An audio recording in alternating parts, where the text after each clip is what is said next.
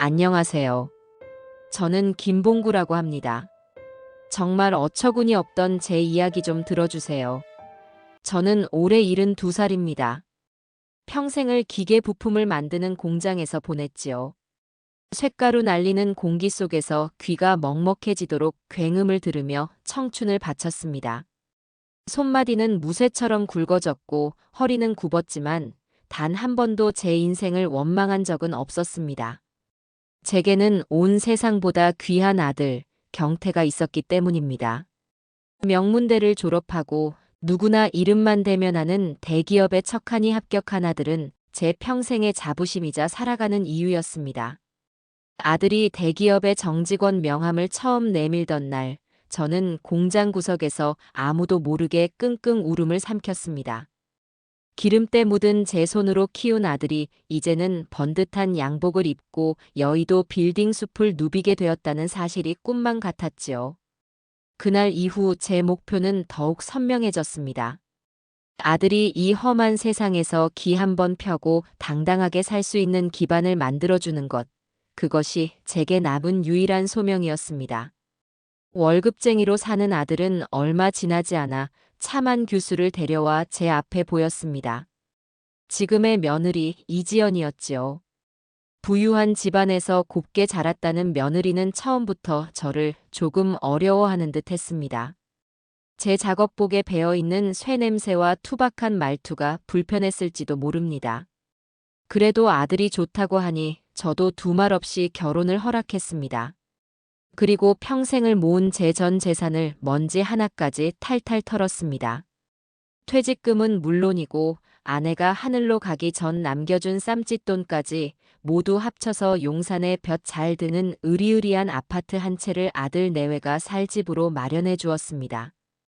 그 월급만으로 서울 하늘 아래 집 한 채 마련하는 것이 얼마나 힘든지 평생을 노동자로 살아온 제가 누구보다 잘 알았기 때문입니다. 아들놈만큼은 지긋지긋한 월세, 전세 걱정 없이 오직 자기 일에만 매진하며 훨훨 날아오르길 바랐습니다. 부동산 계약서에 도장을 찍던 날, 제 통장 잔고는 0에 가까워졌지만 마음만은 세상을 다 가진 것처럼 부유했습니다. 이제 아들놈이 어엿한 가장으로 유능한 회사원으로 그 집에서 뿌리내리고 사는 모습을 보는 것이 제 유일한 낙이 되었어요. 그 후로 저는 지금 사는 이 작은 빌라로 거처를 옮겼습니다. 아들이 매달 보내주는 용돈은 손도 대지 않고 고스란히 손주 이름으로 된 통장에 넣어두었습니다. 나라에서 나오는 연금만으로도 제 한 몸 건사하기에는 충분했으니까요. 아침에 일어나 공원을 한 바퀴 돌고 경로당에 나가 동년배 영감들과 장기를 두거나 시시껄렁한 농담을 주고받는 것이 제 소박한 일과의 전부였습니다. 가끔 아들이 일하는 여의도 근처를 지나갈 때면 길 건너편에서 넥타이를 매고 바쁘게 걸어가는 아들의 뒷모습을 보곤 했습니다. 수많은 직장인들 사이에 섞여 있어도 제 눈에는 아들만 보였습니다. 저렇게 훌륭한 아들을 둔 애비가 세상에 또 있을까 싶어 괜스레 어깨가 으쓱해지곤 했습니다. 며느리가 가끔 전화를 걸어 아버님 필요한 것 없으세요? 라고 물을 때마다 저는 손사래를 치며 괜찮다. 나는 아무것도 필요 없다. 너희만 잘 살면 그게 내 복이다. 라고 답하는 것이 버릇처럼 굳어졌습니다. 그 말이 진심이었으니까요. 정말로 저는 더 바랄 것이 없다고 생각했습니다. 그날 며느리에게서 전화가 오기 전까지는 말입니다. 그날도 저는 경로당에서 박 영감과 장기판을 앞에 두고 팽팽하게 술을 겨루고 있었습니다. 한참을 고민하다 장군을 외치려는 찰나 주머니 속 낡은 휴대폰이 요란하게 울리기 시작했어요. 화면에 뜬 우리 며느리라는 글자를 보자 박 영감이 껄껄 웃었습니다. 김 영감은 좋겠네. 며느리가 이리 자주 안부 전화를 다 하고 말이야. 저는 멋쩍게 웃으며 전화를 받았습니다. 여보세요? 아버님, 저 지연이에요. 잘 지내시죠? 수화기 너머로 들려오는 며느리의 목소리는 평소보다 한 톤은 더 높은 꿀을 바른 듯한 음성이었습니다. 무슨 좋은 일이라도 있나 싶었지요. 오냐, 잘 지내고 말고. 너는 별일 없고, 우리 강아지 두준이도 잘 크고. 그럼요, 아버님. 다름이 아니라 다음 주가 아버님 생신이시잖아요. 아, 제 생일. 까맣게 잊고 있었습니다. 자식들 다 키워놓은 늙은이에게 생일이 무슨 대수겠습니까? 그냥 조용히 넘어가도 그만인 날이지요. 생일은 무슨, 그냥 넘어가거라. 나이 먹는 게 자랑도 아니고. 에이, 아버님. 섭섭한 말씀 마세요. 경태 씨가 이번 아버님 생신은 꼭 우리 집에서 같이 보내고 싶다고 신신당부를 했어요. 제가 맛있는 거 많이 차려놓을게요. 우리 두준이도 할아버지 오신다고 하면 정말 좋아할 거예요. 두준이. 그 이름 석자에 제 마음은 여지없이 무너지고 말았습니다. 눈에 넣어도 아프지 않을 제 손주. 토실토실한 볼에 제 수염을 비비면 까르르 웃음을 터뜨리는 아이입니다. 그 아이를 본 지도 벌써 서너 달은 훌쩍 넘은 것 같았습니다. 보고 싶지 않았다면 거짓말이지요. 하지만 아들 내외가 바쁘게 사는 것을 뻔히 아는데 제가 불쑥 찾아가 부담을 주는 것 같아 늘 참고만 있었습니다. 그럴까? 내가 가면 너희가 번거로울 텐데. 번거롭긴요. 하나도 안 번거로워요. 꼭 오셔야 해요, 아버님. 그럼 그날 저녁에 뵙겠습니다.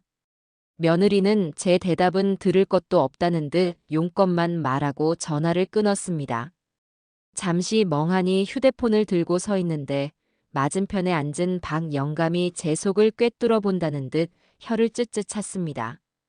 자네 며느리는 참 목소리가 고와. 근데 말이야, 김영감. 너무 곱기만 한 소리는 가끔 속이 비어있는 법이야. 저는 애써 웃으며 무슨 소리를 하는가. 우리 며느리 착해. 라고 말하며 장기판으로 시선을 돌렸지만 마음 한구석에 박 영감의 말이 작은 가시처럼 박히는 것은 어쩔 수 없었습니다. 약속한 당일 저는 아침부터 욕실에서 한참을 공들여 몸을 씻고 장롱에서 가장 좋은 옷을 꺼내 입었습니다. 몇 년 전 아들이 사준 등산복 상의가 유일한 새 옷이었지요. 선물로는 뭘 들고 갈까 고민하다 단골로 가는 시장꿀 가게에서 진짜 배기 토종꿀을 한 병 샀습니다. 아들놈이 회사 일로 부쩍 피곤해 보였는데 아침마다 타주면 기력 회복에 좋을 것 같아서였습니다. 버스를 2번 갈아타고 용산에 들어서자 창밖의 풍경이 달라지기 시작했습니다. 제가 사는 동네의 낡고 낮은 건물들은 자취를 감추고 하늘을 찌를 듯한 주상복합 건물들이 위용을 뽐내고 있었지요. 제가 사준 아파트도 그중 하나였습니다. 입구에서부터 경비원이 낯선 얼굴에 저를 위아래로 훑어보는 시선이 느껴졌지만 저는 애써 태어난 척 1501호에 갑니다. 라고 말하고 안으로 들어섰습니다. 엘리베이터는 소리도 없이 저를 15층으로 데려다 주었습니다. 현관문 앞에 서서 초인종을 누르자 곧 누구세요? 하는 앙칼진 목소리와 함께 문이 열렸습니다. 며느리는 화사한 실내복 차림으로 저를 맞았지요. 어머, 아버님 오셨어요? 아이고, 이런 건 뭘 또 사오셨어요? 집에 다 있는데. 며느리는 제가 내민 꿀단지를 받아들며 말끝을 흐렸습니다. 그 표정에서 고마움보다는 구식인 것을 받아든 난처함이 스쳐 지나가는 것을 저는 보았습니다. 집 안으로 들어서는 순간 값비싼 방향제 냄새가 코를 훅 찔렀습니다. 제가 아는 집의 모습과는 또 많이 달라져 있었습니다. 거실 한쪽 벽에는 제가 알지도 못하는 외국 화가의 추상화가 걸려 있었고 소파는 번쩍이는 가죽으로 바뀐 지 오래였습니다. 베란다에는 골프채가 여러 개 세워져 있더군요. 그 모든 것이 제가 밤낮으로 쇳덩이와 씨름하며 번 돈으로 이루어진 세상이라는 사실이 새삼스레 낯설게 다가왔습니다. 아버님, 이리 와서 앉으세요. 경태 씨는 회사에 급한 일이 터져서 조금 늦는다고 하네요. 며느리는 저를 푹신한 소파에 앉히고는 주방으로 사라졌습니다. 잠시 후 손주 두준이가 방에서 뛰어나와 제 품에 안겼습니다. 할아버지, 하고 외치는 소리에 그동안 쌓였던 서먹함과 불편함이 눈 녹듯 사라지는 것 같았어요. 저는 두준이를 끌어안고 한참이나 등을 쓸어주었습니다. 하지만 그 평화는 길지 않았습니다. 며느리가 거실로 다시 나와 두준이를 제게서 떼어놓으며 말했습니다. 두준아, 할아버지 옷에 먼지 묻어. 이제 그만하고 방에 들어가서 영어 숙제하고 있어. 아이는 시무룩한 표정으로 방으로 들어갔고 거실에는 다시 어색한 침묵이 흘렀습니다. 며느리는 제 맞은편에 앉아 작정한 듯 이야기를 시작했습니다. 대부분 그녀의 친구들 이야기, 새로 산 명품 가방 이야기, 그리고 곧 떠날 유럽 여행 계획 같은 것들이었지요. 저는 그저 그런가. 혹은 좋겠네. 같은 추임새를 넣으며 고개만 끄덕였습니다. 저는 그저 값비싼 소파 위에 놓인 살아있는 장식품에 불과한 것 같았습니다. 제가 평생을 바쳐 이룩한 이 화려한 성에서 저는 완벽한 이방인이었습니다. 아들이 회사에서 돌아온 것은 저녁 7시가 훌쩍 넘은 시간이었습니다. 현관문 비밀번호를 누르는 소리가 들리고 곧이어 피곤에 절은 얼굴에 경태가 들어섰습니다. 아들은 저를 보고는 잠시 놀란 듯 했지만 이내 억지 미소를 지어 보였습니다. 아버지. 언제 오셨어요? 연락이라도 주시지. 오늘 지연이가 생일이라고 부르더구나. 일은 힘들지 않고 늘 똑같죠, 뭐. 여보. 나왔어.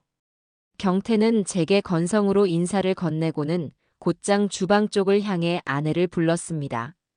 그 모습이 어찌나 자연스러운지 마치 저는 보이지 않는 벽 너머에 있는 사람 같았습니다. 며느리는 주방에서 나오며 경태의 가방을 받아들고 넥타이를 풀어주었습니다. 그들만의 세상이었지요. 저는 그저 소파에 앉아 그 광경을 말없이 지켜볼 뿐이었습니다. 아들은 제게 와서 몇 마디 더 말을 붙일 법도 한데 아내의 눈치를 보는 것인지 제 쪽으로는 시선도 주지 않은 채 욕실로 직행했습니다. 서운한 마음이 드는 것은 어쩔 수 없었습니다. 제가 평생을 바쳐 키운 아들인데 이제는 저보다 아내의 기분을 살피는 것이 우선인 남자가 되어 있었습니다. 잠시 후 며느리가 저녁 식사가 준비되었다며 식탁으로 저를 안내했습니다. 식탁 위에는 제가 평생 먹어본 적 없는 음식들이 차려져 있었습니다. 김이 모락모락 나는 밥과 구수한 된장찌개 대신 커다란 접시에 담긴 검붉은 소고기 덩어리와 노란색 국수 가닥 그리고 이름 모를 푸성귀들이 전부였습니다. 며느리는 그것을 스테이크와 파스타라고 부르더군요. 제 앞에는 숟가락과 젓가락 대신 무겁고 낯선 쇠붙이 2개가 놓여 있었습니다. 칼과 포크라는 물건이었지요. 아버님, 요즘은 다들 이렇게 먹어요. 건강에도 이게 더 좋대요. 며느리는 상냥하게 말하며 제 접시에 고기를 한 점 썰어 주었습니다. 하지만 저는 그 친절이 얼마나 가식적인지 느낄 수 있었습니다. 그것은 배려가 아니라 과시였습니다. 아버님은 이런 것도 모르시죠? 하는 무언의 목소리가 들리는 듯 했습니다. 아들은 욕실에서 나와 어느새 식탁에 앉아 익숙하게 칼질을 시작했습니다. 저는 어색한 손길로 칼과 포크를 들고 고기를 썰어보려 했지만 질긴 고기는 접시 위에서 이리저리 미끄러지기만 할 뿐이었습니다. 결국 접시와 쇠붙이가 부딪히는 요란한 소리만 나고 말았지요. 어머, 아버님. 제가 해드릴게요. 며느리가 제 접시를 가져가 고기를 잘게 썰어주었습니다. 그 순간 제 얼굴이 화끈 달아올랐습니다. 이른이 넘은 늙은이가 자식들 앞에서 음식 하나 제대로 다루지 못하는 꼴이라니요. 평생 공장에서 수십 톤짜리 프레스 기계도 맨손으로 다뤘던 저인데 고작 손바닥만 한 고기 덩어리 앞에서 바보가 된 기분이었습니다. 아들은 그저 묵묵히 자기 접시만 비우고 있었습니다. 마치 이 불편한 상황에서 한시라도 빨리 벗어나고 싶다는 듯이 말입니다. 어색한 식사는 며느리의 목소리로 다시 채워지기 시작했습니다. 대화의 주제는 온통 손주, 두준이의 교육 문제였습니다. 여보, 두준이 영어 유치원 대기 걸어놓은 곳에서 연락 왔더라.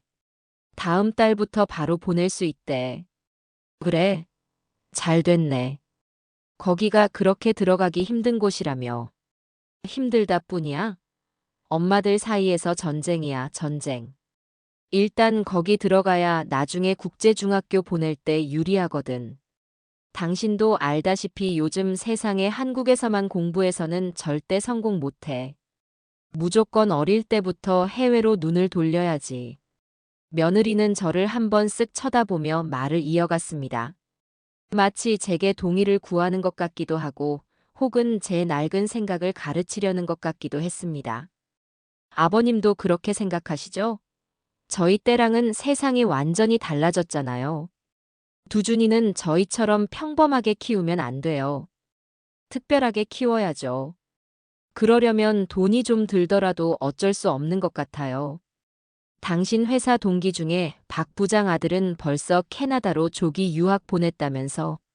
우리가 뒤처지면 안 되지. 아들은 꿀꺽 와인을 한 모금 삼키더니 힘없이 고개를 끄덕였습니다. 알았어, 여보. 당신이 알아서 해. 교육 문제만큼은 당신이 전문가니까.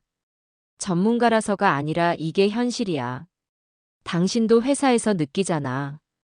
유학파 출신들이 어떻게 치고 올라오는지. 우리 아들만큼은 그런 서름 겪게 하고 싶지 않아. 그러려면 우리가 허리띠를 졸라매서라도 밀어줘야지. 저는 더 이상 듣고만 있을 수가 없었습니다. 이제 겨우 7살짜리 아이에게 성공, 경쟁, 유학 같은 단어들을 짐처럼 지우는 것이 너무나도 안쓰러웠기 때문입니다. 제 아들 경태 역시 저런 부담 속에서 힘겹게 살아가고 있는 것이 눈에 선했고요. 저는 조심스럽게 입을 열었습니다. 제 평생의 경험에서 우러나온 진심 어린 조언이었습니다. 얘야, 내 말 좀 들어보렴. 너희가 두준이 위하는 마음이야. 내가 왜 모르겠니? 하지만 아이를 그렇게 돈으로만 키우려 해서는 안 된다. 제 말에 며느리의 표정이 순간 굳어지는 것이 보였습니다. 하지만 저는 말을 멈추지 않았습니다. 어릴 때는 흙도 좀 만지고 친구들이랑 해가 저무는 줄도 모르고 뛰어노는 것이 최고의 공부다. 그렇게 몸으로 부딪히며 세상 무서운 줄도 알고 사람 귀한 줄도 배우는 것이지. 영어 단어 몇 개 더 외우고 구구단 먼저 외우는 게 뭐 그리 대수라고. 너무 애를 잡지 마라. 그리고 경태 너도 마찬가지다. 회사 일이 얼마나 고되고 힘드냐. 그런데 집에서까지 저렇게 닥달을 당해서 쓰겠어. 돈 하는 것도 좋지만 그것보다 더 중요한 건 가족끼리 서로 보듬어주고 편안하게 쉬는 것이야. 내가 평생을 공장에서 일하면서 깨달은 게 있다면 결국 남는 건 돈이 아니라 사람이더구나. 사람 사이의 정말이다. 제법 긴 이야기였습니다. 제 딴에는 인생 선배로서 아이들의 할아버지로서 해줄 수 있는 가장 값진 말을 해주었다고 생각했습니다. 아들 경태는 고개를 푹 숙인 채 말이 없었습니다. 제 말이 그의 마음을 조금이라도 움직였기를 바랐습니다. 하지만 제 기대는 산산조각이 나고 말았습니다. 며느리 이지연이 들고 있던 포크를 탁 소리가 나게 접시 위에 내려놓으며 입을 열었기 때문입니다. 그 목소리는 얼음장처럼 차갑고 날카로웠습니다. 아버님, 그건 정말 개풀 뜯어먹는 소리세요. 순간 세상의 모든 소리가 멎는 듯 했습니다. 제 귓가에는 개풀 뜯어먹는 소리라는 말만이 메아리처럼 울려 퍼졌습니다. 개가 풀을 뜯어먹는 소리. 쓸데없는 소리. 말도 안 되는 소리. 헛소리. 제가 평생을 지켜온 신념과 가치관, 아들을 위해 바친 제 인생 전체가 한순간에 개가 뜯는 풀만도 못한 것으로 전락해 버렸습니다. 충격으로 멍하니 며느리의 얼굴을 바라보았습니다. 그녀의 얼굴에는 미안함이나 당황한 기색은 조금도 없었습니다. 오히려 시대에 뒤떨어진 소리를 하시니 이런 대접을 받는 것이라는 듯한 오만함과 냉소가 가득했습니다. 심장이 쿵 하고 바닥으로 떨어지는 것 같았습니다. 하지만 그보다 더 저를 절망시킨 것은 제 아들, 김경태의 반응이었습니다. 아들은 며느리의 그 모진 말이 제 가슴에 비수처럼 박히는 순간에도 고개를 들지 않았습니다. 그는 마치 식탁 위에 떨어진 쌀알이라도 새는 사람처럼 자기 앞에 접시만 뚫어지게 내려다보고 있었습니다. 그의 굳게 담은 입술이 파르르 떨리는 것이 보였습니다. 저를 위해 변명 한마디 혹은 아내를 말리는 말 한마디를 해줄 법도 한데 아들은 끝까지 침묵했습니다. 그 침묵은 동의였습니다. 며느리의 말에 힘을 실어주는 가장 비겁하고도 잔인한 긍정이었습니다. 아버지, 제발 좀 가만히 계시지 그러셨어요. 제 아내 말이 맞아요. 아들의 침묵은 제게 그렇게 소리치고 있었습니다. 그 순간 저는 깨달았습니다. 이곳은 더 이상 제 아들의 집이 아니었습니다. 며느리 이지연의 성이었고 제 아들은 그 성의 주인이 아니라 충실한 신하에 불과했습니다. 그리고 저는 그 성에 초대받지 않은 낡고 초라한 이방인이었지요. 가족이라는 울타리는 이미 오래전에 허물어졌고 그 자리에 저는 없었습니다. 더 이상 그 식탁에 앉아 있을 수가 없었습니다. 몸속의 피가 차갑게 식는 것 같았습니다. 저는 소리 없이 자리에서 일어났습니다. 의자가 끌리는 소리에 그제야 아들이 저를 쳐다보았습니다. 그의 눈에는 당혹감과 약간의 원망이 섞여 있었습니다. 왜 일을 이렇게 만드냐는 듯한 눈빛이었습니다. 아버님, 식사마저 하셔야죠. 며느리가 아무렇지도 않다는 듯 말했지만 저는 대꾸하지 않았습니다. 굳이 대꾸할 가치도 느끼지 못했습니다. 아니, 다 먹었다. 먼저 가봐야겠다. 제 목소리는 저도 모르게 형편없이 잠겨 있었습니다. 아버지, 제가 모셔다 드릴. 경태가 자리에서 일어나려 하자 며느리가 식탁 밑으로 그의 허벅지를 꼬집었는지 아들이 악소리를 내며 다시 주저앉았습니다. 그 모든 광경이 제 눈에는 슬로우 모션처럼 보였습니다. 됐다. 택시 타고 가면 된다. 저는 뒤도 돌아보지 않고 현관으로 향했습니다. 신발을 구겨 신는데 등 뒤로 아무도 따라 나오는 이가 없었습니다. 며느리의 냉랭한 공기와 아들의 무기력한 침묵만이 제 등 뒤에 서늘하게 와 닿을 뿐이었습니다. 현관문을 닫고 나오자 화려하고 밝던 아파트 복도가 유난히 어둡고 길게 느껴졌습니다. 저는 그 어둠 속을 혼자 터벅터벅 걸어 나왔습니다. 개풀 뜯어먹는 소리. 그 말이 제 머릿속을 떠나지 않은 채 저는 비참하게 그 성에서 쫓겨난 늙은 왕이 되었습니다. 택시를 타고 집으로 돌아오는 내내 저는 창밖으로 스쳐 지나가는 서울의 야경을 멍하니 바라보았습니다. 한강 다리의 화려한 불빛도 건물의 휘황찬란한 조명도 제 눈에는 그저 희미한 빛의 잔상으로만 보일 뿐이었습니다. 제 머릿속은 온통 아들 집에서 있었던 일로 가득 차 있었지요. 며느리의 얼음장 같던 목소리와 개풀 뜯어먹는 소리라는 모욕적인 단어, 그리고 그 모든 것을 침묵으로 동조하던 아들의 비겁한 얼굴이 번갈아가며 떠올랐습니다. 분노가 치밀어 오르다가도 이내 가슴 한구석이 뻥 뚫린 것처럼 시리고 아파왔습니다. 평생을 자식 하나만 바라보고 살아온 제 인생이 통째로 부정당한 기분이었습니다. 제가 흘린 땀과 눈물, 공장에서 보낸 수많은 밤들이 한낱개가 씹는 풀처럼 하찮고 쓸모없는 것으로 취급받은 것입니다. 허름한 빌라 앞에 도착해 택시비를 치르고 내렸습니다. 삐걱거리는 낡은 철문을 열고 어두컴컴한 계단을 올라 현관문 앞에 섰습니다. 비밀번호를 누르고 문을 열자 익숙한 저의 집 냄새가 저를 맞았습니다.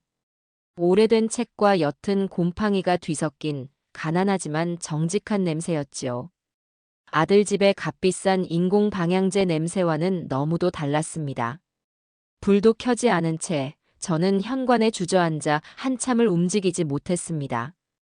깊은 슬픔이 파도처럼 밀려와 저를 집어삼킬 것만 같았습니다. 내가 뭘 그렇게 잘못한 걸까? 자식에게 인생의 지혜를 조금 나눠주려 한 것이 그렇게나 큰 죄였단 말인가? 수십 번을 되뇌어 보았지만 답을 찾을 수는 없었습니다. 옷도 갈아입지 않고 그대로 차가운 방바닥에 누웠습니다. 천장에 칙칙한 벽지가 눈에 들어왔습니다. 저 벽지를 마지막으로 바꾼 것이 언제였더라. 아들놈 대학 등록금 보태느라 집수리는 꿈도 꾸지 못했던 시절이 떠올랐습니다. 그렇게 아끼고 아껴서 아들을 키우고 집까지 사주었는데 돌아온 것은 개풀 뜯어먹는 소리라니요. 억울함에 눈물이 핑 돌았습니다. 하지만 울지 않았습니다. 울기에는 제 자신이 너무나도 처량했고 그들을 위해 눈물을 흘리는 것조차 사치라는 생각이 들었습니다. 대신 제 안에서 차가운 분노가 아주 천천히 하지만 단단하게 굳어지기 시작했습니다. 그것은 단순히 며느리에 대한 분노가 아니었습니다. 제 인생을 바친 희생을 당연한 권리로 여기고 애비의 마지막 자존심마저 짓밟는 것을 방관한 아들에 대한 배신감, 그리고 그런 아들을 속절없이 믿어온 제 자신에 대한 환멸이었습니다. 밤새 잠을 이룰 수가 없었습니다. 뒤척이다 새벽녘이 되어서야 자리에서 일어났습니다. 창밖은 아직 어둠에 잠겨 있었지만 제 정신은 그 어느 때보다도 맑고 차가웠습니다. 저는 잠긴 목을 가다듬고 물을 한 잔 마신 뒤 안방 장롱으로 향했습니다. 육중한 장롱 문을 열자 나프탈렌 냄새와 함께 낡은 옷가지들이 모습을 드러냈습니다. 저는 옷가지들을 헤치고 장롱 가장 깊숙한 곳에 넣어두었던 낡은 철제 상자를 꺼냈습니다. 아내가 살아생전 시집올 때 가져왔던 낡고 녹슨 상자였지요. 상자를 열자 빛바랜 가족사진 몇 장과 함께 두툼한 서류 봉투 하나가 보였습니다. 떨리는 손으로 서류 봉투를 집어들었습니다. 봉투 안에는 제가 평생을 모아 아들에게 사준 용산 아파트의 등기권리증이 들어있었습니다. 서류를 꺼내 펼쳐보았습니다. 소유자 김봉구. 제 이름 석자가 선명하게 박혀 있었습니다. 아들에게 집을 사주면서도 혹시 모를 사태에 대비해 명의는 제 이름으로 남겨두었었습니다. 그때는 그저 막연한 불안감 때문이었는데 그것이 오늘 이렇게 예리한 칼이 되어 제 손에 쥐어질 줄은 꿈에도 몰랐습니다. 저는 등기권리증 위에 찍힌 제 이름을 한참이나 손가락으로 쓸어보았습니다. 이 종이 한 장이 제 평생의 무게였습니다. 이 종이 한 장에 제 청춘과 땀과 눈물이 고스란히 담겨 있었습니다. 그런데 감히 이것을 개풀이라니. 결심이 섰습니다. 더 이상 망설일 이유가 없었습니다. 이것은 복수가 아니었습니다. 이건 제 인생을 되찾는 의식이었습니다. 짓밟힌 제 자존심을 바로 세우고 제 인생의 가치를 제 스스로 증명해 보이는 마지막 싸움이었습니다. 저는 시계를 보았습니다. 아침 8시 30분. 이제 사람들이 활동을 시작할 시간이었습니다. 저는 수화기를 들었습니다. 그리고 망설임 없이 익숙한 번호를 눌렀습니다. 젊을 적부터 공장에서 함께 일하며 형제처럼 지냈던 친구, 지금은 부동산 중개업을 하는 박종수에게 거는 전화였습니다. 신호음이 몇 번 울리고 잠이 덜 깬 친구의 목소리가 들려왔습니다. 여보세요? 종수야, 나 봉구다. 제 목소리가 너무도 차분하고 낮게 깔려서인지 친구는 순간 누구인지 못 알아들은 듯 했습니다. 봉구야. 웬일이야, 이 아침부터? 목소리는 왜 그렇게 가라앉았어? 무슨 일 있냐? 종수야, 부탁할 게 있다.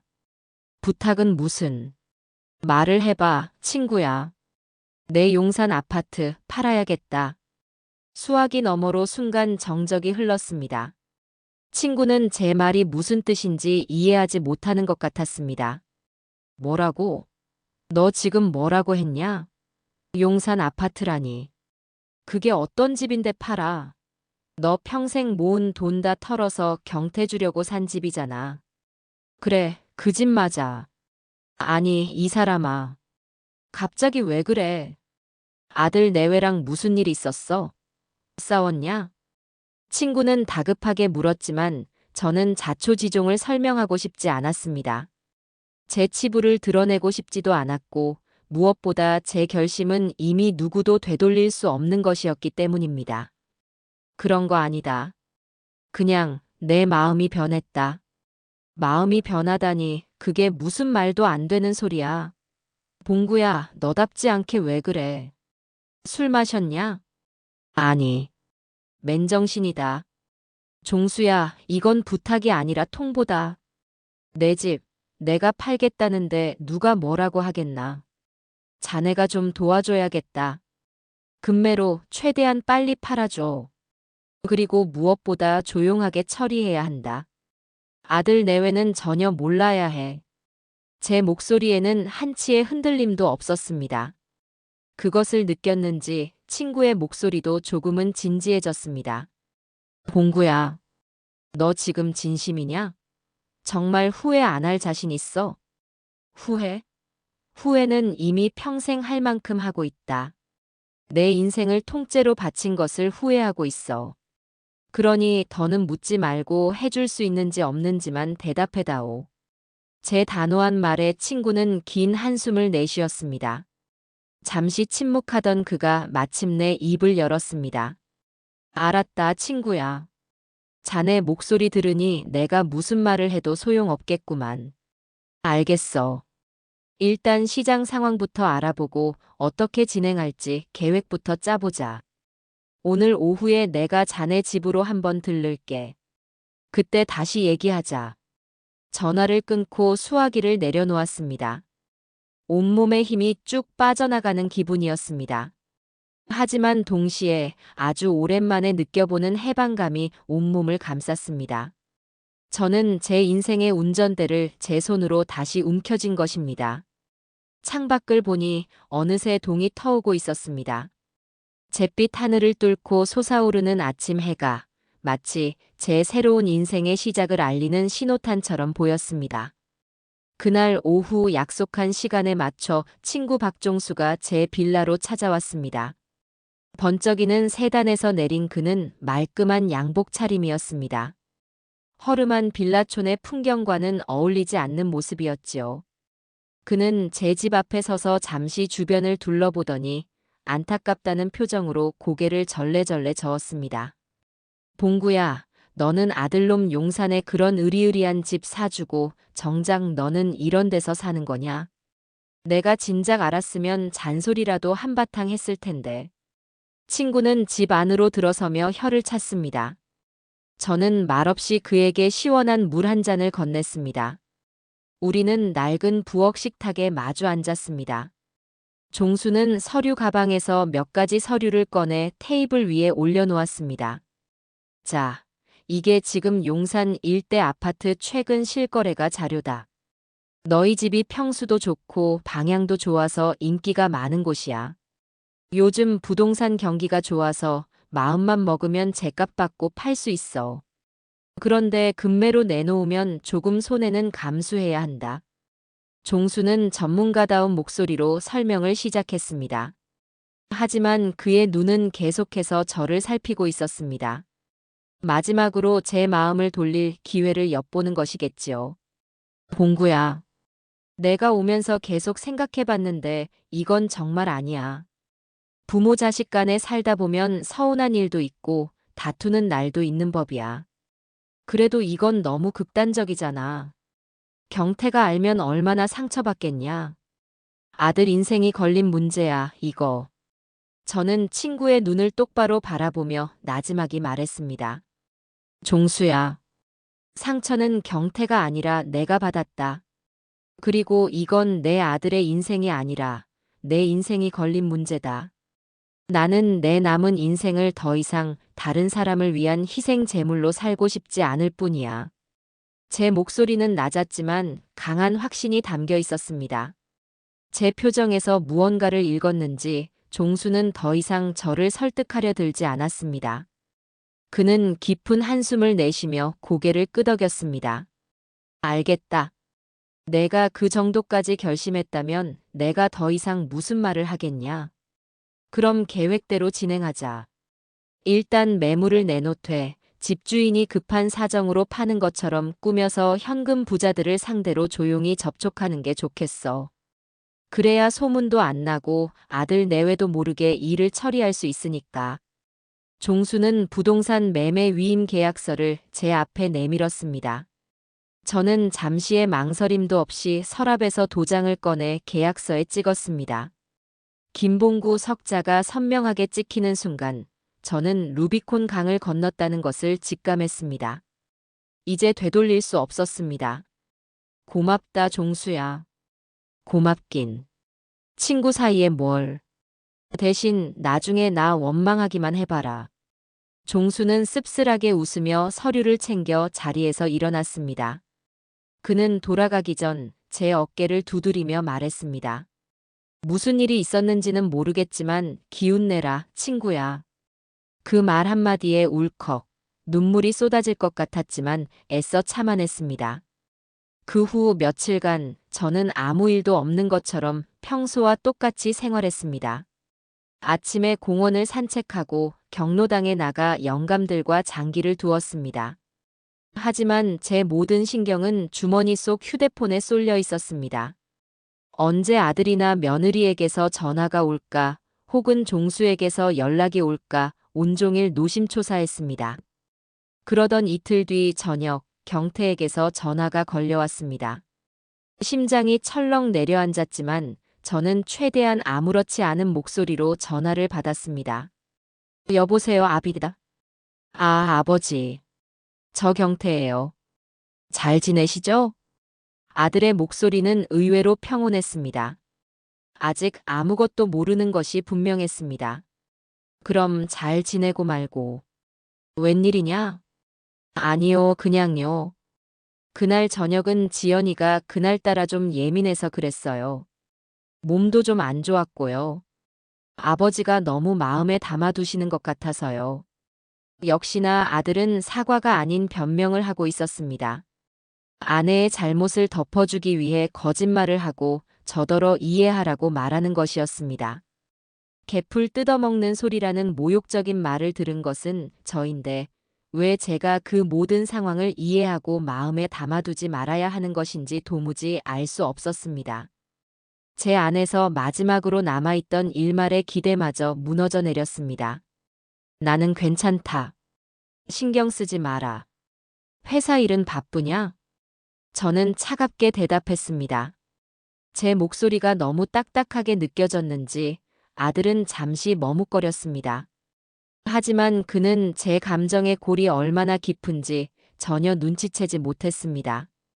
오히려 제가 화를 내지 않는 것에 안심하는 눈치였습니다. 네, 뭐. 요즘 새로 맡은 프로젝트 때문에 정신이 없네요. 다음 주에는 중국으로 출장도 가야 하고요. 그래, 몸 조심해라. 네, 아버지. 그럼 다음에 또 전화드릴게요. 지연이도 아버지께 죄송하다고 전해달래요. 마지막까지 며느리 핑계를 대는 아들의 말에 저는 실수하고 말았습니다. 죄송한 사람이 직접 전화 한 통 하는 것이 그렇게나 어려운 일일까요? 저는 더 이상 대화를 이어나갈 기운도 없어 알았다. 하고는 전화를 끊어버렸습니다. 이 통화로 인해 제 결심은 더욱 확고해졌습니다. 저들은 반성도 미안함도 없었습니다. 그저 이 귀찮은 상황을 빨리 덮고 넘어가고 싶을 뿐인 것입니다. 그리고 바로 다음 날 아침 종수에게서 전화가 왔습니다. 그의 목소리는 흥분으로 살짝 상기되어 있었습니다. 봉구야, 나다.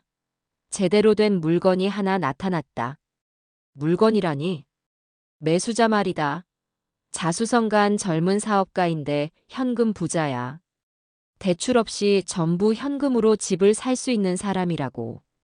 우리 조건에 딱 맞지. 이 사람 집만 마음에 들면 계약금도 바로 쏠 기세야. 그래? 그래서 말인데 오늘 오후에 집을 한번 보여줘야겠다. 아들 내외가 잠시 자리를 비워줘야 하는데 어떻게 안 되겠냐? 드디어 올 것이 왔습니다. 저는 잠시 심호흡을 하고 마음을 가다듬었습니다. 알았다. 내가 연락해보마. 전화를 끊고 저는 다시 경태의 번호를 눌렀습니다. 이것은 제 계획의 마지막 관문이자 그들에게 제가 베푸는 마지막 아량일지도 몰랐습니다. 아, 경태냐? 아비다. 네, 아버지. 웬일이세요? 다름이 아니라 방금 아파트 관리실에서 연락이 왔더구나. 오늘 오후 2시부터 4시까지 건물 전체 배관 소독을 실시한다고 하더라. 그러니 그 시간에는 집을 좀 비워줘야 한다고 했다. 저는 태연하게 거짓말을 했습니다. 평생을 정직하게 살아온 제 입에서 이런 거짓말이 술술 나온다는 사실에 저 자신도 놀랐습니다. 아, 정말요? 어제는 아무 말 없었는데 갑자기 그러네요. 귀찮게 됐네. 알겠습니다, 아버지. 지연이한테 말해서 잠시 나가 있으라고 할게요. 아들은 제 말을 조금도 의심하지 않았습니다. 그는 그저 귀찮은 일이 하나 생겼다고 투덜거릴 뿐이었습니다. 그 순진한 믿음이 저를 잠시 망설이게 했지만 이내 마음을 다잡았습니다. 이 모든 것은 그들 스스로 자초한 일이었습니다. 전화를 끊은 뒤 저는 종수에게 다시 전화를 걸어 오후 2시 문제없다. 라고 짧게 말했습니다. 이제 주사위는 던져졌습니다. 오늘 오후 2시가 되면 낯선 사람들이 제가 평생을 바쳐 마련한 그 집에 들어가 집의 운명을 결정하게 될 것입니다. 아들과 며느리는 아무것도 모른 채 잠시 집을 비워주겠지요. 저는 창밖을 바라보며 씁쓸하게 웃었습니다. 모든 것이 제 계획대로 너무나도 순조롭게 흘러가고 있었습니다. 바로 그날 오후 친구 종수에게서 전화가 걸려왔습니다. 그의 목소리는 아침보다 한층 더 들떠 있었습니다. 봉구야, 나다. 대박이다, 나 대박. 그 젊은 사업가 집을 보더니 그 자리에서 입에 침이 마르도록 칭찬을 하더구나. 그래. 그럼. 남양이라 볕이 잘 드는 건 물론이고 한강이 보이는 전망을 제일 마음에 들어 하더군. 자기가 찾던 바로 그 집이라면서 말이야. 다른 사람에게 뺏길까봐 안달이 났어. 우리가 부른 가격에서 한 푼도 깎지 않고 오히려 자기가 이사 비용이라도 얹어줄 테니 최대한 빨리 계약하자고 난리야. 종수의 목소리를 들으며 저는 창밖의 먼 산을 바라보았습니다. 제 계획이 너무나도 순조롭게, 아니, 제 예상을 뛰어넘을 정도로 완벽하게 진행되고 있었습니다. 제 평생의 피땀이 서린 그 집이 이제는 다른 사람의 꿈이 되어 팔려나가기 직전이었습니다. 가슴 한편이 서늘해지면서도 다른 한편으로는 기묘한 만족감이 차올랐습니다. 제 인생의 가치가 시장에서 최고의 가격으로 평가받고 있다는 사실이 며느리에게 개풀 취급을 받았던 제 존재를 증명해주는 것만 같았습니다.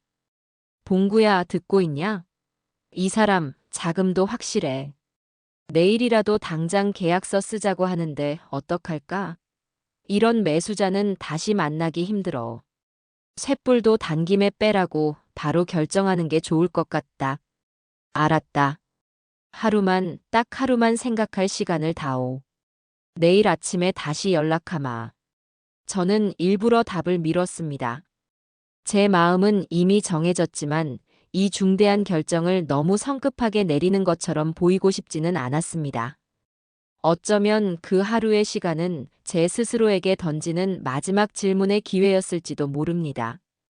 정말로 후회하지 않을 수 있겠느냐는 제 안에 또 다른 저에게 던지는 물음이었지요. 그렇게 복잡한 마음으로 저녁을 먹고 뉴스를 보고 있을 때였습니다. 제 낡은 휴대폰이 징하고 짧게 울렸습니다. 문자 메시지가 도착했다는 알림이었습니다. 발신인은 우리 며느리 이지연이었습니다. 아들과 통화한 지 불과 몇 시간 지나지 않은 시점이었습니다. 무슨 내용일까? 혹시 뒤늦게나마 사죄의 뜻을 전하려는 것일까? 아주 잠시, 정말 찰나의 순간이었지만 저는 그런 기대를 품었습니다. 하지만 화면을 밝히는 순간 제 마지막 기대는 산산조각이 나다 못해 가루가 되어 흩날렸습니다. 그것은 사과가 아니었습니다. 교묘하게 포장된 경고이자 저에 대한 완벽한 무시였습니다. 화면에 떠오른 장문의 메시지를 저는 숨을 멈춘 채 한자 한자 읽어 내려갔습니다. 아버님, 저 지연이에요. 경태 씨한테 얘기 들었어요. 아직도 그날 일 때문에 마음이 안 풀리셨다면서요. 아버님, 그날 일로 아직도 속 좁게 삐쳐 계신 건 아니죠? 제가 농담 한마디 한 걸 가지고 너무 예민하게 받아들이시는 것 같아요. 물론 아버님께서 저희에게 집을 사주신 건 정말 감사하게 생각하고 있어요.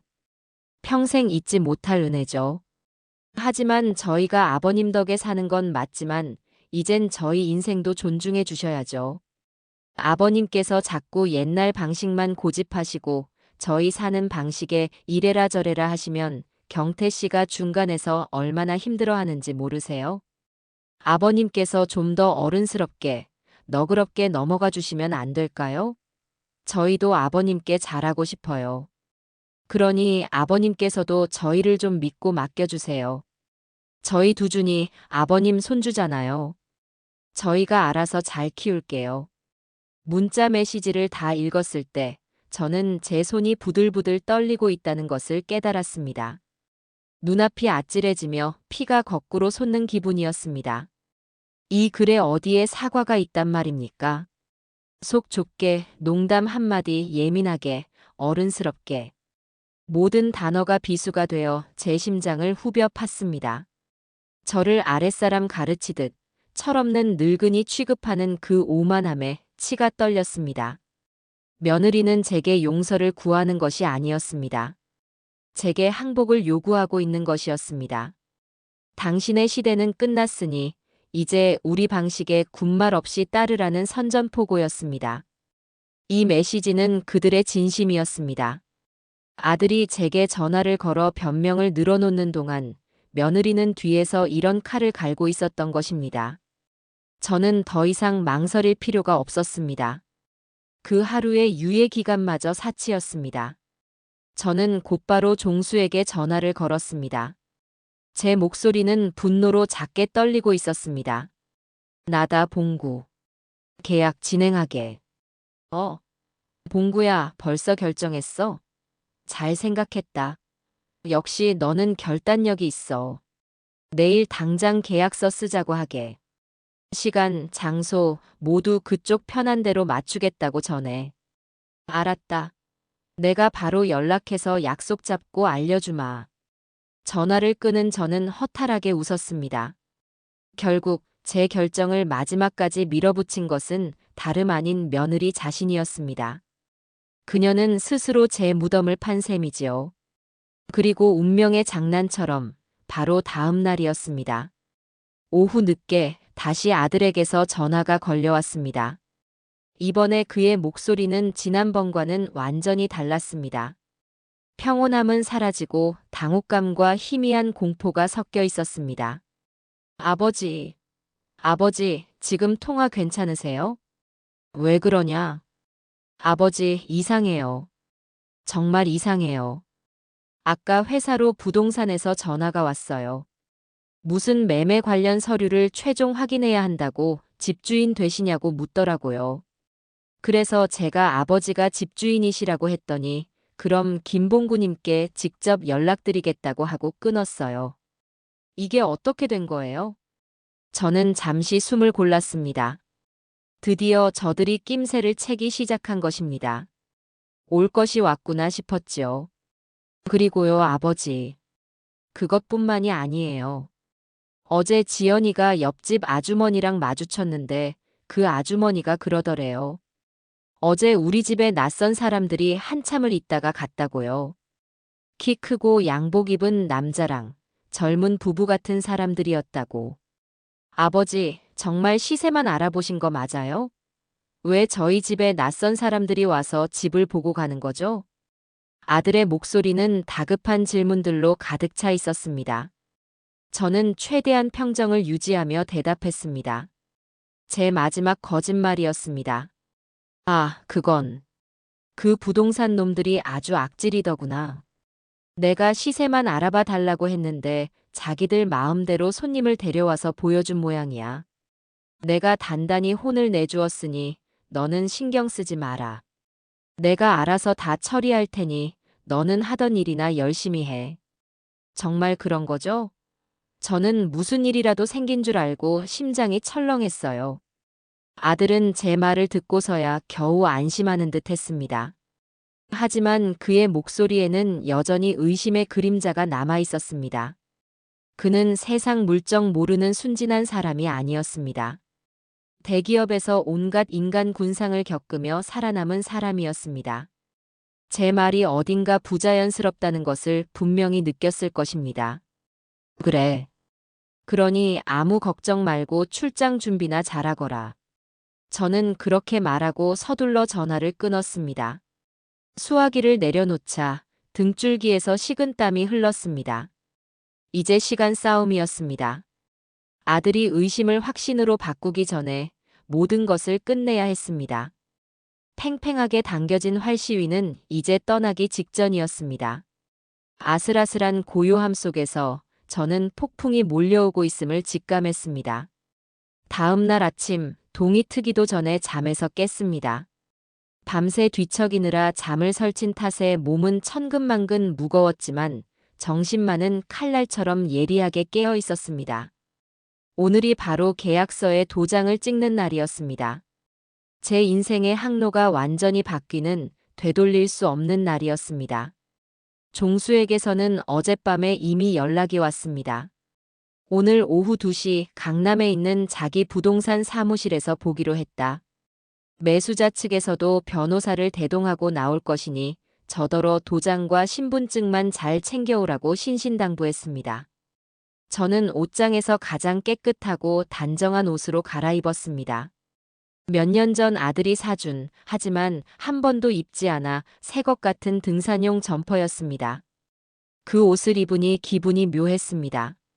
아들이 사준 옷을 입고 아들이 살던 집을 파는 계약을 하러 가는 이 상황이 마치 한편의 블랙 코미디처럼 느껴졌지요. 식탁에 앉아 아침밥을 뜨는 둥 마는 둥 하고 있는데 문득 제 시선이 거실 한쪽에 놓인 낡은 서랍장 위로 향했습니다. 그 위에는 손주 두준이의 돌 사진이 담긴 액자가 놓여 있었습니다. 환하게 웃고 있는 아이의 얼굴을 보자 단단하게 굳혔던 제 마음에 다시금 균열이 가는 것 같았습니다. 까만 눈동자는 저를 닮았고 오뚝한 코는 아들을 빼다 박은 제 핏줄이었습니다. 이 아이는 아무 죄가 없었습니다. 어른들의 그릇된 행동 때문에 정든 집과 학교, 친구들을 하루아침에 잃게 될지도 모르는 가엾은 아이였습니다. 제가 지금 하려는 일이 과연 이 아이에게도 옳은 일일까? 어른에게 받은 상처를 아이에게 되갚아주는 그런 비겁하고 잔인한 복수는 아닐까? 수만 가지 생각이 머릿속을 스쳐 지나갔습니다. 저는 숟가락을 내려놓고 자리에서 일어나 액자를 들어 올렸습니다. 차가운 유리 너머로 보이는 손주의 얼굴을 가만히 들여다보았습니다. 두준아, 이 못난 할애비를 용서하거라. 저는 마음속으로 아이에게 말을 걸었습니다.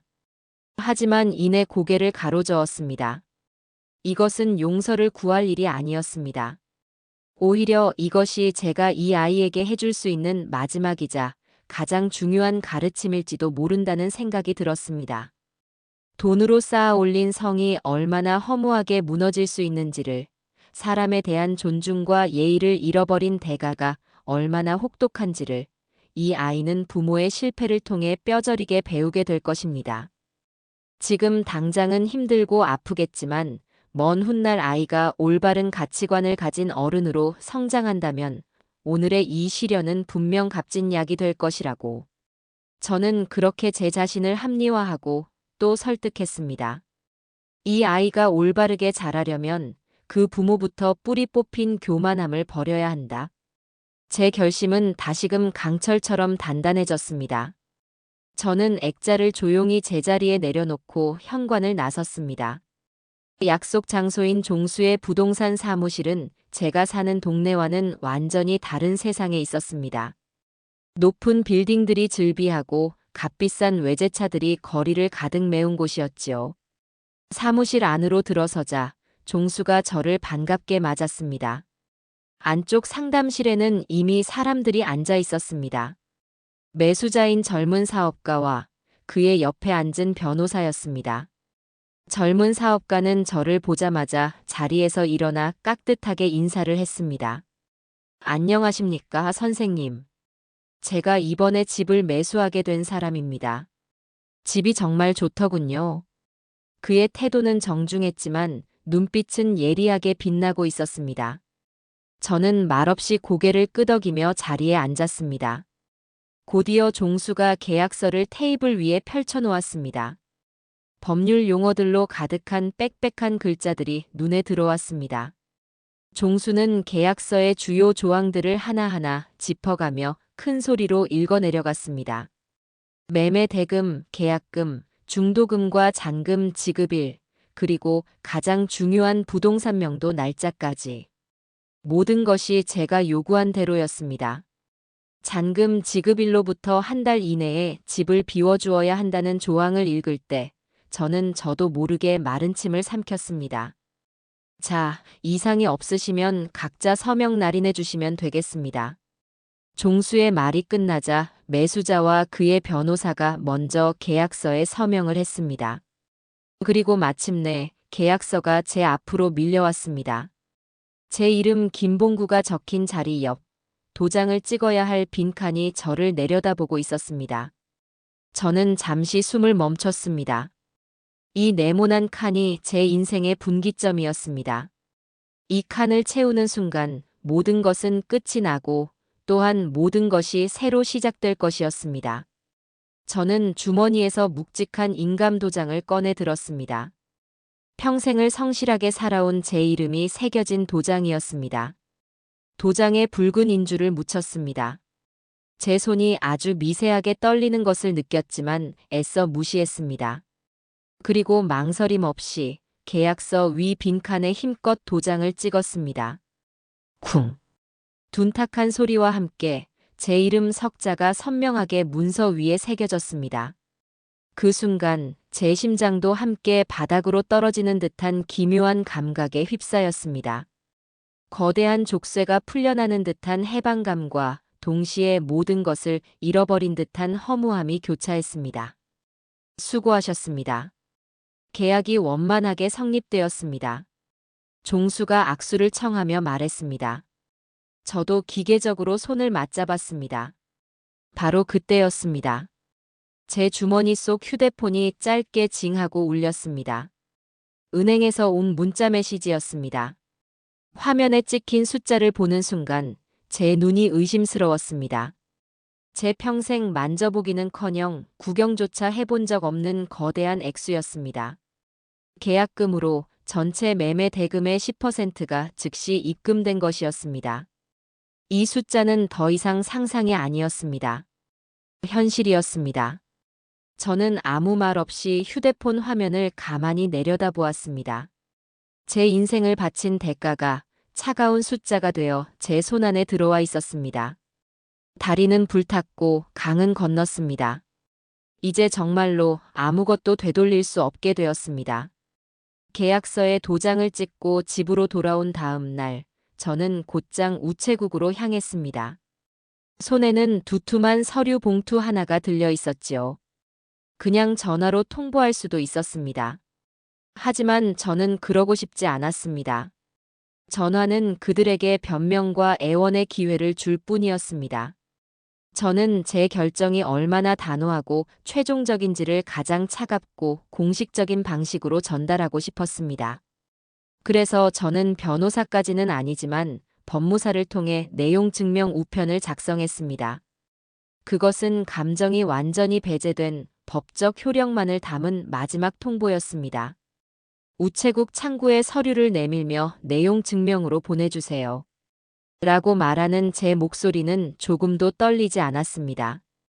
봉투 안에 담긴 문서는 간결하고도 무자비했습니다.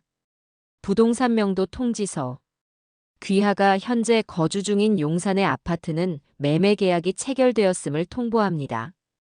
계약 조항에 따라 지정된 기일까지 해당 부동산을 원상 복구하여 명도하여 주시기 바랍니다. 만일 지정된 기일까지 이를 이행하지 않을 경우 법적 절차에 따라 강제 집행이 이루어질 수 있음을 고지합니다. 저는 수신인 주소란에 아들의 집 주소를 한자 한자 정확하게 적어 넣었습니다.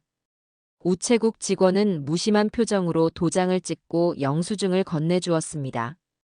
이제 제 손을 떠난 이 편지는 하루나 이틀 뒤면 아들 내외의 손에 배달될 것이었습니다. 저는 우체국을 나서며 하늘을 올려다보았습니다. 잔뜩 흐린 하늘이 금방이라도 폭풍우를 쏟아낼 것처럼 보였습니다. 그리고 폭풍은 정확히 이틀 뒤에 몰아쳤습니다. 그날 오후 저는 집에서 조용히 라디오를 듣고 있었습니다. 그때 제 휴대폰이 마치 발작이라도 일으킨 듯 미친 듯이 울리기 시작했습니다. 화면에는 우리 며느리라는 이름이 떠 있었습니다. 드디어 내용 증명이 도착한 모양이었습니다. 저는 심호흡을 한번 하고 통화 버튼을 눌렀습니다. 그리고 본능적으로 휴대폰을 귀에서 조금 뗀 채로 들었습니다. 제 예감은 틀리지 않았습니다. 아버님, 지금 제정신이세요? 이게 무슨 소리예요? 내용 증명이라니. 어떻게 저희랑 상의도 없이 집을 팔아요? 이건 미친 짓이에요. 저희더러 길바닥에 나앉으라는 소리냐고요. 당장 취소하세요. 당장. 수화기 너머로 들려오는 며느리의 목소리는 거의 비명에 가까웠습니다. 그 이성을 잃은 고함 속에는 당혹감, 분노, 그리고 배신감이 뒤섞여 있었습니다. 저는 그녀가 숨이 넘어갈 듯 소리를 지르는 동안 단 한마디도 하지 않고 조용히 듣고만 있었습니다. 한참을 쏟아내던 그녀가 드디어 숨을 고르기 위해 잠시 말을 멈춘 순간 저는 제 평생 가장 차가운 목소리로 입을 열었습니다. 내 집을 내가 팔았는데 무슨 문제라도 있느냐? 제 말에 며느리는 순간 할 말을 잃은 듯 했습니다. 그리고 저는 그 틈을 놓치지 않고 그대로 전화를 끊어버렸습니다. 뚝 하는 소리와 함께 세상이 고요해졌습니다. 하지만 그 고요함은 1분도 채가지 못했습니다. 이번에는 아들 경태에게서 전화가 걸려왔습니다. 저는 잠시 망설이다 전화를 받았습니다. 아들의 목소리는 울음과 절규가 뒤범벅이 되어 있었습니다. 아버지, 아버지, 제발요. 이게 대체 무슨 일이에요?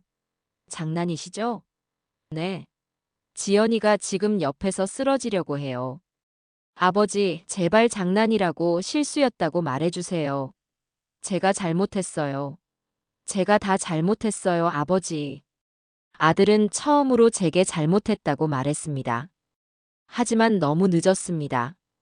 그의 사과는 진심 어린 뉘우침에서 나온 것이 아니라 발등에 떨어진 불을 끄기 위한 다급한 외침에 불과하다는 것을 저는 알 수 있었습니다. 장난 아니다. 그리고 이제 와서 잘못했다는 말이 무슨 소용이 있겠니? 너희가 살 집은 이제 너희가 직접 구해야 할 것이다. 그게 세상의 순리다. 아버지, 제발. 어떻게 저희한테 이러실 수 있어요? 제가 평생 빌게요. 지연이도 아버지께 싹싹 빌 거예요. 제발 계약 취소해 주세요, 네. 저는 더 이상 아들의 울음소리를 듣고 싶지 않았습니다. 위약금이 집값의 10%다. 내가 방금 받은 계약금 전액이지. 너희가 그 돈을 내놓는다면 나도 취소하는 것을 고려해보마. 제 말에 아들은 숨을 헙 하고 들이켰습니다. 그만한 거금을 그들이 가지고 있을 리 없다는 것을 저는 잘 알고 있었습니다. 그것은 거절을 의미하는 가장 잔인한 대답이었습니다. 저는 그 말을 끝으로 또다시 전화를 끊었습니다. 그리고 그날 저녁 예상했던 대로였습니다. 밖에서 차가 급정거하는 소리가 요란하게 들리더니 곧이어 저희 집 현관문이 부서져라 두드리는 소리가 났습니다. 저는 하던 대로 주전자에 물을 올려 차를 끓였습니다. 그리고 찻잔 3개를 쟁반에 받쳐 들고 천천히 현관으로 향했습니다. 문을 열자 엉망이 된 얼굴의 아들과 며느리가 서 있었습니다. 며느리는 눈물과 분노로 얼굴이 일그러져 있었고 아들은 핏기 하나 없는 얼굴로 저를 망연자실하게 바라보고 있었습니다. 들어오너라. 제가 말하기도 전에 며느리가 저를 밀치고 집 안으로 뛰어들어왔습니다. 어떻게 저희한테 이러실 수가 있어요? 저희를 내쫓고 그 돈으로 혼자 잘 먹고 잘 살겠다는 심산이세요? 너무 잔인하신 거 아니에요? 아들도 뒤따라 들어와 제 앞에서 무릎을 꿇었습니다. 아버지, 제가 정말 잘못했습니다. 아버지 마음 아프게 해드린 거 다 제 잘못입니다. 제발 제발 용서해 주세요. 저는 아무 말 없이 그들을 지나쳐 거실 탁자에 찻잔을 내려놓았습니다. 그리고 그들 앞에 마주 앉았습니다. 제 마음은 이상할 정도로 고요하고 평온했습니다. 너희는 아직도 너희가 무엇을 잘못했는지 모르는구나. 저는 아들을 똑바로 바라보며 말했습니다. 경태야, 너는 네 애비가 네 아내에게 개풀 뜯어먹는 소리를 한다는 모욕을 듣고도 잠자코 있었다. 그 순간 너는 내 아들이기를 포기한 것이다. 네 침묵이 너의 대답이었고 나는 그 대답을 똑똑히 들었다.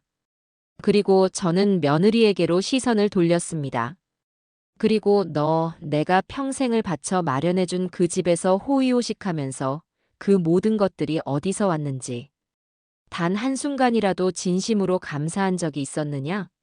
너에게 나는 그저 구시대의 잔소리나 하는 귀찮고 초라한 늙은이에 불과했겠지. 그 집은 너희의 것이 아니었다. 처음부터 끝까지 내 피와 땀이었다. 나는 그저 내 것을 되찾았을 뿐이다. 제 말에 두 사람은 아무 대답도 하지 못했습니다. 며느리는 입술을 깨물며 저를 노려보았고 아들은 바닥에 고개를 처박은 채 흐느끼기만 했습니다.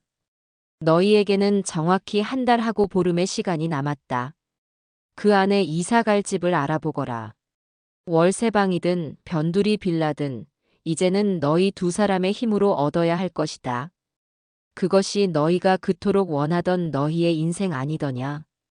제 마지막 말이 차가운 거실 공기 속에 선고처럼 내려앉았습니다. 그들의 얼굴에 떠오른 절망과 충격을 바라보며 저는 제가 아주 길고 고통스러운 싸움에서 마침내 이겼음을 직감했습니다. 하지만 승리의 기쁨은 없었습니다. 그저 텅 빈 폐허 위에 홀로 서 있는 듯한 지독한 고요함만이 저를 감쌀 뿐이었습니다. 제가 그들에게 최종 선고를 내리고 현관문을 닫은 뒤 집 안에는 무거운 침묵만이 감돌았습니다. 저는 그들이 돌아간 자리를 한참이나 멍하니 바라보았지요. 분노의 폭풍이 휩쓸고 지나간 자리는 이토록 고요하고 허무한 것이었습니다.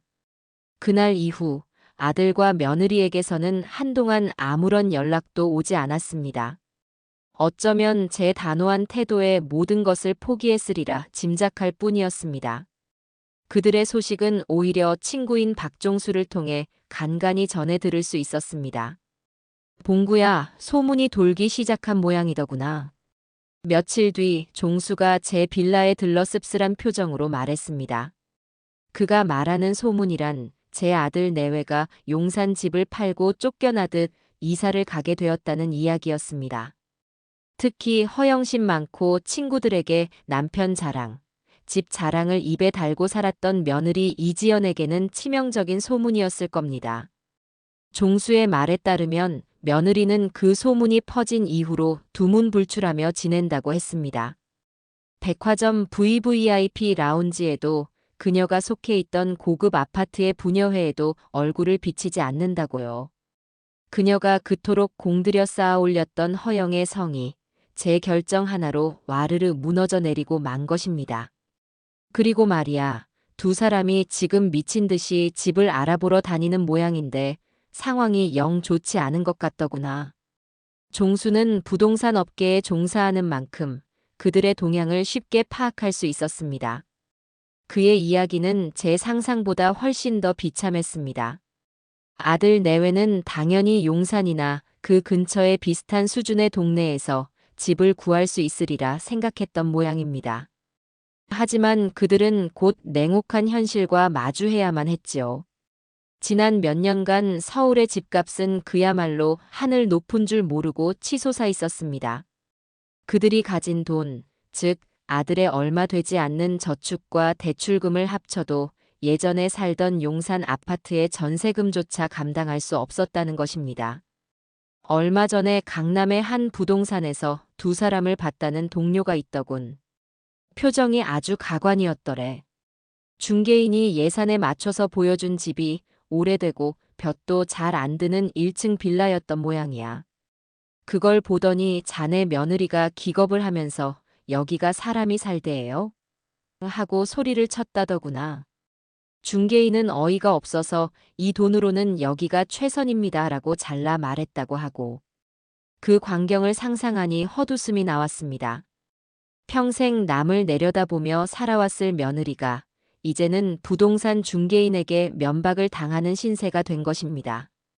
그들이 그토록 자랑스러워했던 수준과 품격은 제가 사준 그 비싼 아파트가 받쳐줄 때만 유효한 것이었지요.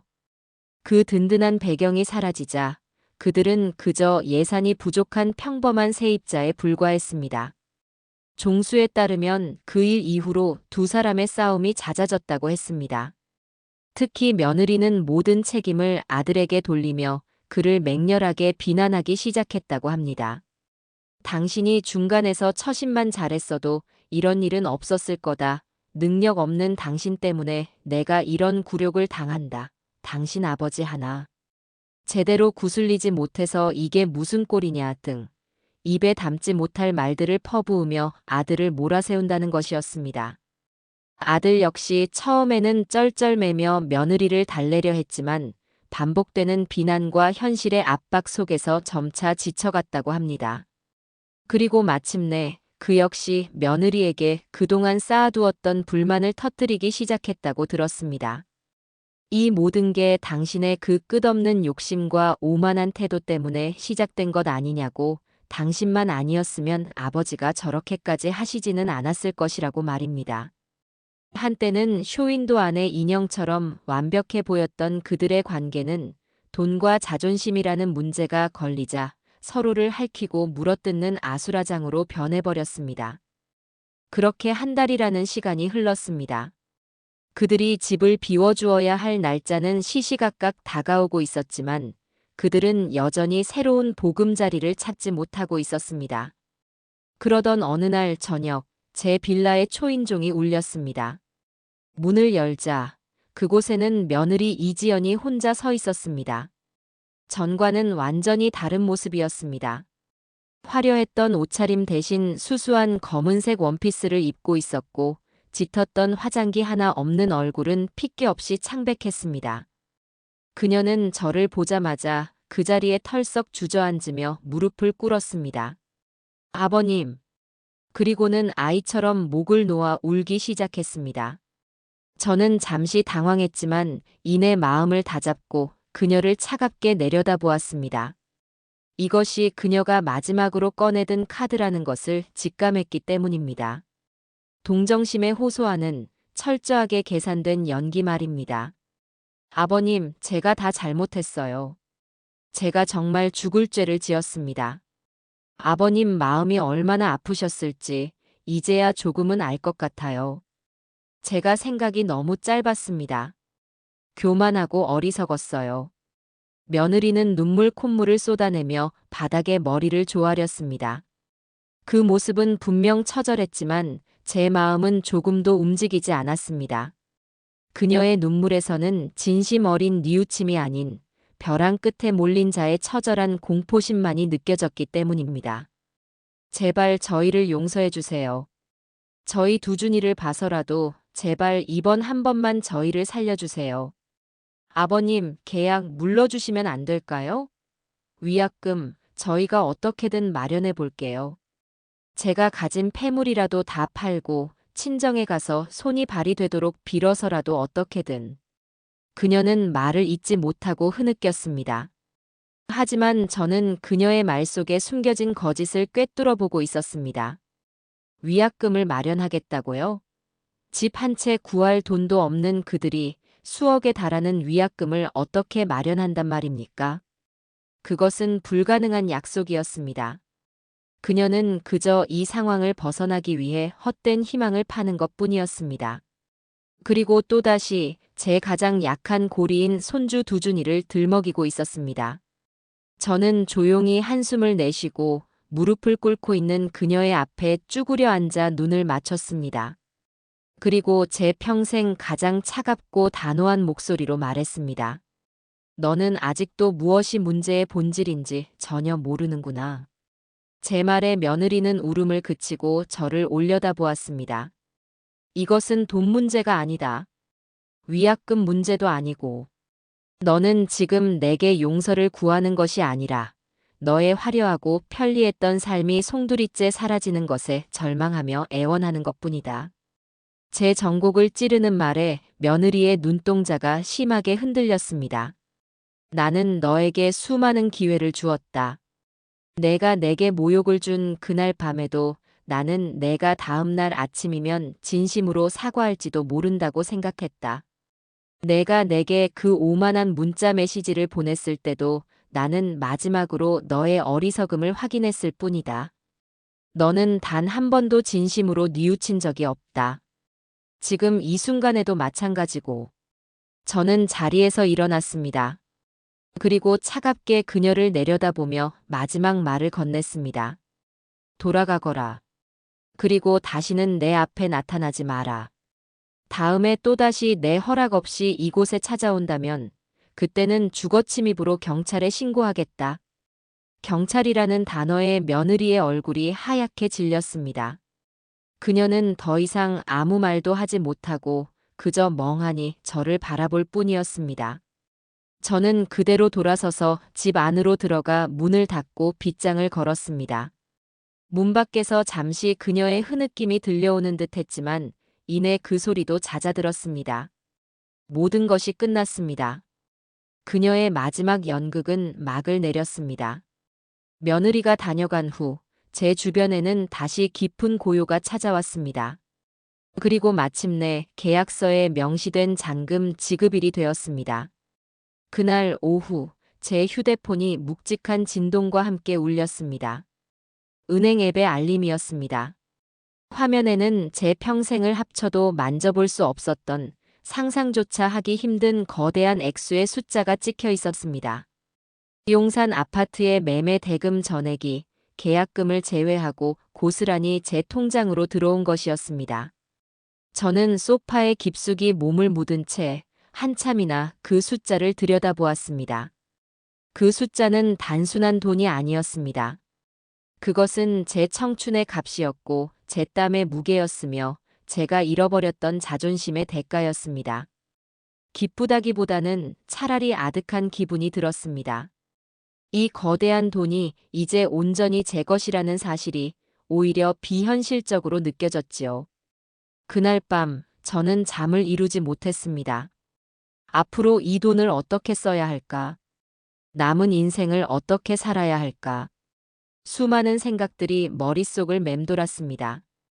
그리고 다음 날 아침, 저는 제 인생에서 처음으로 오직 저 자신만을 위한 일을 하기로 결심했습니다. 가장 먼저 찾아간 곳은 백화점이었습니다. 평생 시장 좌판이나 할인 매장에서 파는 옷만 입어온 제게 백화점은 외국의 낯선 궁전처럼 느껴졌습니다. 번쩍이는 대리석 바닥과 화려한 조명, 그리고 저를 위아래로 훑어보는 듯한 젊은 직원들의 시선이 부담스러워 몇 번이나 그냥 돌아 나올까 망설였습니다. 하지만 저는 용기를 냈습니다. 남성복 매장에 들어가 가장 질이 좋아 보이는 따뜻한 겨울 외투를 하나 골랐습니다. 가격표를 보니 제가 한 달 내내 받는 연금보다도 훨씬 비싼 액수였습니다. 예전 같았으면 기겁을 하고 내려놓았겠지만 저는 망설임 없이 카드를 내밀었습니다. 제 돈으로 제게 주는 첫 번째 선물이었습니다. 백화점 쇼핑백을 들고 나오는 길, 저는 어색하면서도 왠지 모를 뿌듯함에 어깨를 폈습니다. 며칠 뒤 저는 서울을 벗어나 경기도 외곽으로 향했습니다. 제 오랜 꿈이었던 작은 텃밭이 딸린 전원 생활을 실현하기 위해서였습니다. 인터넷으로 미리 알아본 양평의 한 부동산을 찾아갔습니다. 서울의 번잡함과는 달리 그곳의 공기는 맑고 상쾌했습니다. 중개인은 저를 데리고 아담한 시골 마을의 언덕배기에 위치한 낡은 농가 주택으로 안내했습니다. 집은 오랫동안 사람의 손길이 닿지 않은 듯 허름했지만 집 뒤편으로 펼쳐진 너른 마당과 그 너머로 보이는 푸른 산의 풍경이 제 마음을 사로잡았습니다. 여기를 사서 싹 허물고 내 마음에 드는 집을 새로 짓고 싶소. 마당에는 상추랑 고추도 심고 한쪽에는 작은 꽃밭도 만들고 말이오. 제 말에 중개인은 눈을 동그랗게 떴습니다. 저는 그 자리에서 바로 집과 땅을 계약했습니다. 서울의 아파트 값에 비하면 헐값이나 다름없었지요. 이제 제게는 새로운 목표가 생겼습니다. 제 손으로 직접 저만의 성을 쌓아 올리는 것이었습니다. 하지만 저 자신을 위한 계획을 실행하기에 앞서 저는 반드시 해야 할 일이 있다고 생각했습니다. 이 돈은 저의 땀으로 번 것이지만 다른 한편으로는 제 아들과의 관계를 끊어내면서 얻은 돈이기도 했습니다. 이 돈에 묻어있는 상처와 아픔을 씻어내고 싶었습니다. 저는 수소문 끝에 제가 사는 동네에서 멀지 않은 곳에 있는 작은 보육원을 찾아갔습니다. 수십 명의 아이들이 어려운 환경 속에서도 씩씩하게 자라고 있는 곳이었습니다. 저는 보육원장님을 만나 아이들에게 가장 필요한 것이 무엇인지를 물었습니다. 원장님은 낡아서 비가 새는 지붕과 겨울이면 외풍이 심해지는 낡은 보일러 이야기를 조심스럽게 꺼냈습니다. 저는 그 자리에서 보육원 전체의 시설 보수 공사 비용 전액을 기부하겠다고 약속했습니다. 원장님은 제 손을 잡고 몇 번이고 고개를 숙이며 눈물을 글썽였습니다. 정말 감사합니다, 어르신. 정말 감사합니다. 아이들에게 큰 선물이 될 겁니다. 기부자님의 조남을 어떻게 기재해드리면 되겠습니까? 저는 잠시 생각하다가 또렷한 목소리로 말했습니다. 제 아들 이름이 아니라 그냥 제 이름 석자, 김봉구로 해주십시오. 제 이름을 건 제 인생의 첫 번째 기부였습니다. 보육원을 나서며 저는 제 어깨를 짓누르던 무거운 짐이 한결 가벼워진 것을 느꼈습니다. 돈은 어떻게 쓰느냐에 따라 그 가치가 달라진다는 평범한 진리를 저는 비로소 온몸으로 깨닫고 있었습니다. 그리고 마침내 그날이 왔습니다. 용산 아파트의 새로운 주인에게 열쇠를 넘겨주기로 한 날, 친구 종수에게서 전화가 왔습니다. 봉구야, 오늘 아들 내외가 이삿짐 전부 뺐다고 연락 왔다. 이제 정말 끝났네. 마지막으로 집 한번 둘러보고 나한테 열쇠만 가져다 주게.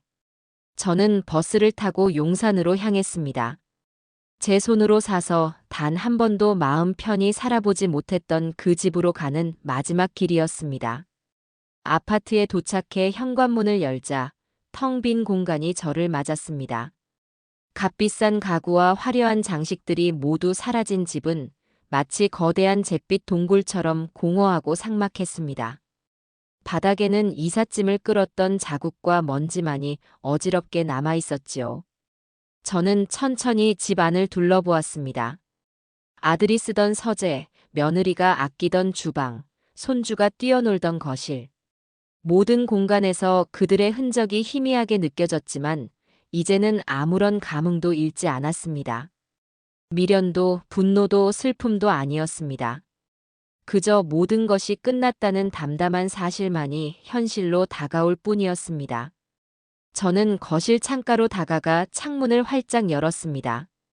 시원한 바람이 밀려들어와 집안에 남아있던 마지막 미련의 냄새까지 모두 쓸어가는 것 같았습니다. 한참을 그렇게 서서 밖을 내다보다가 저는 조용히 뒤돌아섰습니다. 그리고 현관문을 닫고 제 손으로 직접 문을 잠갔습니다. 철컥 하는 소리가 길고 길었던 지난 시간과의 완벽한 작별을 고하는 소리처럼 들렸습니다. 저는 그 열쇠를 주머니에 넣고 다시는 뒤돌아보지 않은 채 그 아파트를 떠났습니다. 계절이 두 번 바뀌는 동안 제 삶에는 많은 변화가 있었습니다. 양평에 사들인 낡은 농가는 제 뜻대로 아담하고 정갈한 전원주택으로 다시 태어났습니다.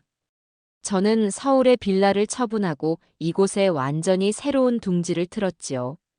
아침이면 새소리에 잠을 깨고 낮에는 텃밭을 가꾸는 것이 제 새로운 일과가 되었습니다. 제 손으로 직접 심은 상추와 토마토가 자라는 모습을 보는 것은 제 인생에서 처음으로 느껴보는 순수한 기쁨이었습니다.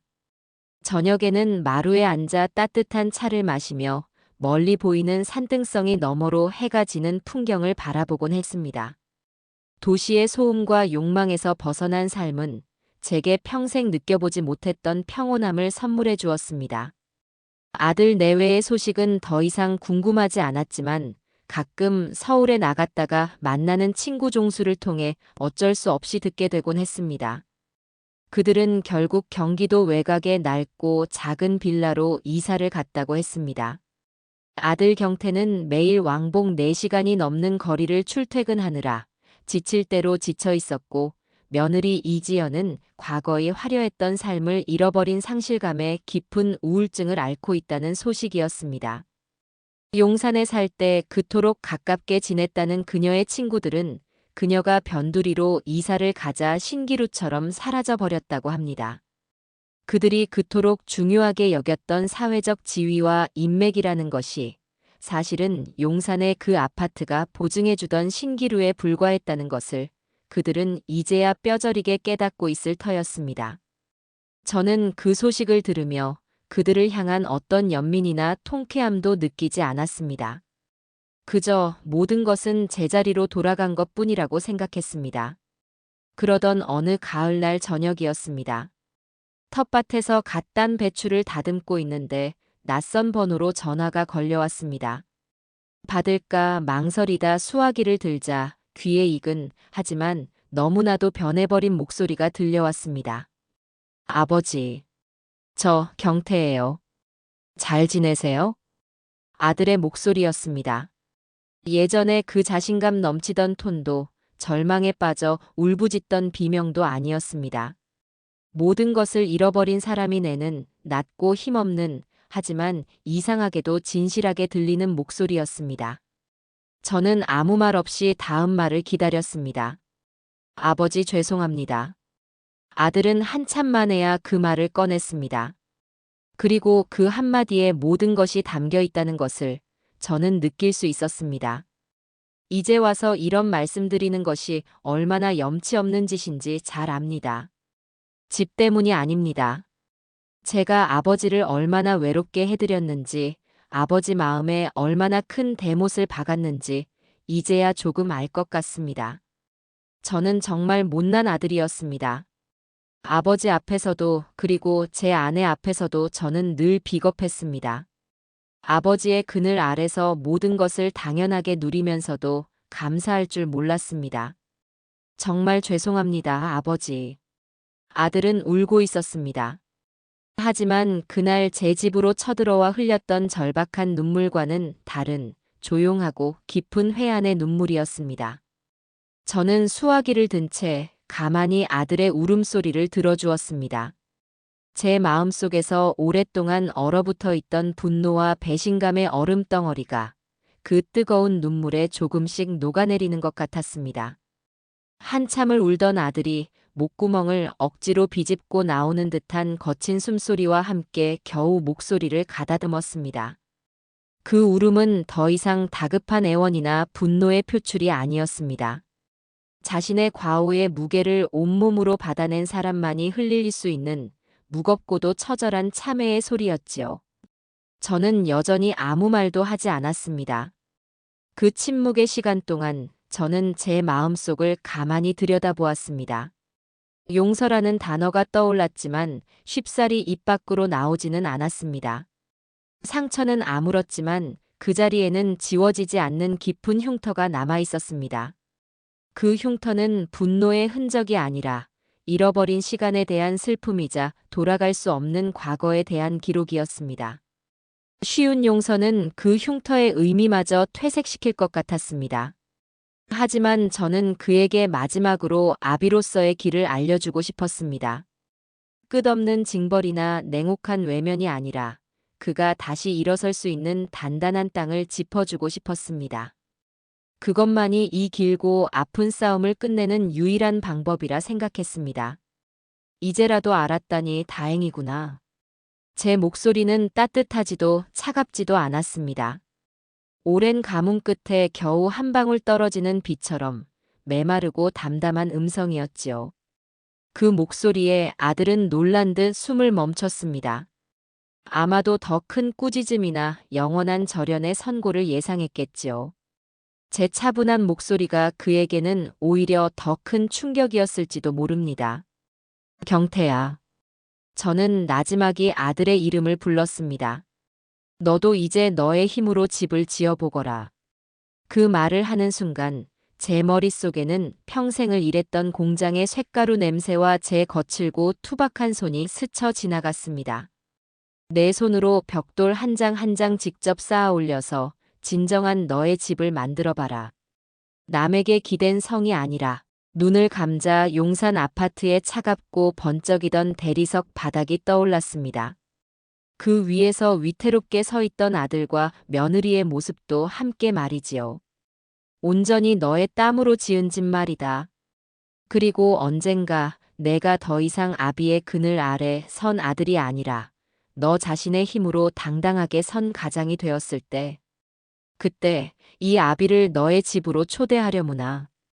제 말이 끝나자 수화기 너머로 다시 아들의 숨죽인 오열이 터져 나왔습니다. 하지만 이번에 오열은 무너지는 소리가 아니었습니다. 그것은 오히려 굳게 닫혀있던 수문이 터지며 묵은 물을 쏟아내는 정화의 소리에 가까웠습니다. 저는 조용히 통화 종료 버튼을 눌렀습니다. 더 이상의 말은 사족일 뿐이었습니다. 이제 공은 아들에게 넘어갔습니다.